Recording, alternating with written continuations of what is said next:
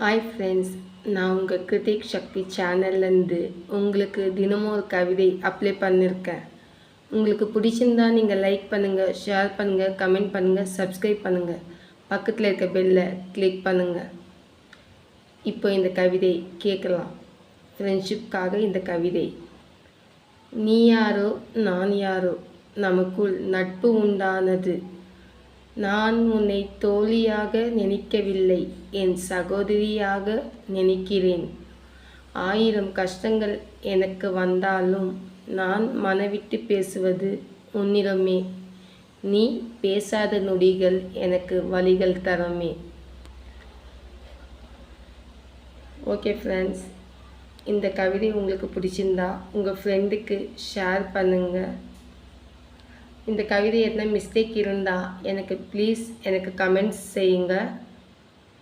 Okay, thank you.